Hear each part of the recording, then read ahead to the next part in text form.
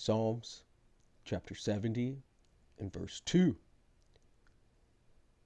Let them be ashamed and confounded that seek after my soul. Let them be turned backward and put to confusion that desire my hurt. I read that because of the article we're about to check out. But before we get started, I want to give all glory, praise, and honor to Yahweh, Bahasham, Yahweh Shai, Bahasham, or Kakwadash. Double honors to the elders and apostles of the great millstone, and Shalom to the elect of Israel. This is the Mayim in Atlanta, and today we're going to check out this article from The American Dream, or endoftheamericandream.com. Came out March 13th, and it says there is a tremendous amount of confusion about what just happened. And this confusion's going into this ceasefire that they're trying to arrange between Ukraine and Russia. But as we just read, these are curses and prayers that David was putting up on the enemy in the end time. And that enemy being the Edomites. Those Ukrainians are Edomites and the Russians are Edomites. And so-called white people in general, as well as the small hatters, are Edomites. And you can see the things that they're doing in society and the way they're moving is a lot of confusion. And that's because they're about to fall. Their civilization, their empire that they've built around the world is about to fall. And it says, do we just get closer to peace or do we just get closer to war? On Thursday, some media outlets in the U.S. were boldly proclaiming that Vladimir Putin had agreed in principle to Donald Trump's proposal for a 30-day ceasefire in Ukraine, while other media outlets in the U.S. were flatly telling us that Vladimir Putin had rejected Donald Trump's proposal. So what is the truth? It says there are two news stories that I want you to compare. The first comes from Newsweek. It says Russian President Vladimir Putin said Thursday that Russia agrees in principle with the United States ceasefire proposal, but key terms still need to be negotiated. He stressed that any agreement should lead to lasting peace and address the root cause of this conflict. That sounds quite promising, right? But now compare that to this story from the Wall Street Journal. Russian President Vladimir Putin said Thursday he didn't support an immediate ceasefire in Ukraine, calling for more discussion on a permanent end to the war as Moscow's army made rapid gains toward expelling Kiev's forces from its Kursk region. Putin said any pause in fighting at this point would be in Ukraine's interest because Russia is gaining on the battlefield, and a host of issues would need to be resolved before a ceasefire could be reached. That puts a completely different spin on things. Of course, the reality is somewhere in between. Vladimir Putin expressed support for the idea of a 30-day ceasefire, but he stressed that there are a number of things that need to be worked out before such a ceasefire can be instituted. And this confusion, a lot of it's just coming from mainstream media, because that's what it is. It's not telling you the truth about what's going on, maybe locally and certain things like that, but overall, they're just there to push a narrative. And that narrative is usually not the truth of the matter. But I'm going to read Vladimir Putin's words down here. It says, the idea of a ceasefire itself is correct, and we are certainly supporting it, but there are issues that need to be discussed.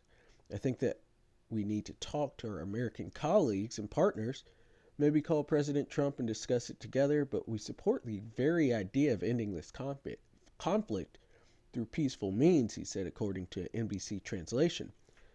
Putin also said a deal must proceed from the fact that this cessation should be such that it would lead to long term peace and eliminate the root causes of this crisis. And we're going to stop it right there because there's nothing that they could do to get out of this. This is how they go down, and it's through war, which they're a warlike people. The scripts say in Psalms, it speaks of how they're continually gathered together for war.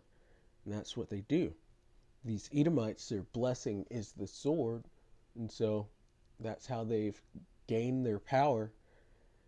And that's how they're going to continue in their power through war.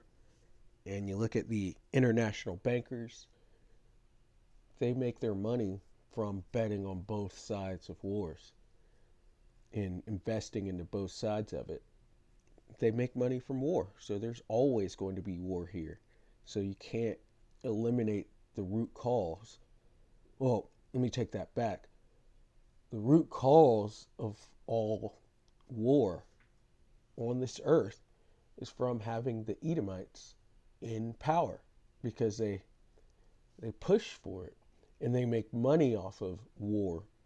And so to eliminate war, you got to remove them from power. And that's what Yahushua is coming back to do, to remove the Edomites out of their position of power and put them all the way at the bottom into a very hardcore slavery to make up for the crimes they have committed during their reign. But Slakia, let's get back into the scriptures, because they're pushing for this to end. Actually, let's go to Ecclesiastes. They're pushing for this to end, but this is the time of their downfall, and this is a time of war. Ecclesiastes 3, it says, to everything, 3:1, to everything there is a season and a time to every purpose under the heaven. And this is the time that we're in. We're in a time of war. So there's not going to be any ceasefire. It says a time to be born and a time to die, a time to plant and a time to pluck up that which is planted, a time to kill and a time to heal, a time to break down and a time to build up.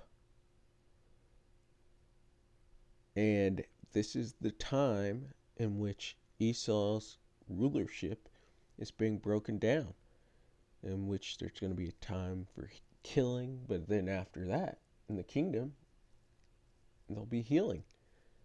And Esau's kingdom is being broken down, and then the kingdom of heaven will be built up. I'm going to skip down to verse 8. It says, a time to love and a time to hate, a time of war and a time of peace. We are in that time of war. And so war is going to be talked about more and more. And they're trying to come to a peace agreement, but peace is not in the cards. This is the build-up before World War III begins. And there's nothing they can do to make it not happen, because it's prophesied, and it's prophesied for Russia to send Russia with its allies and some with NATO to send nukes onto America and on the land of Israel. That's what time we're in. And so all this talk of peace and safety is just not going to happen.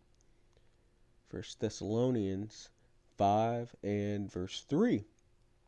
For when they shall say peace and safety, and they haven't said it yet, they haven't said a ceasefire has happened, but it's just not going to happen. They might have a ceasefire for a bit, but these wars are going to keep going all the way until the destruction, all the way until Yahushua returns.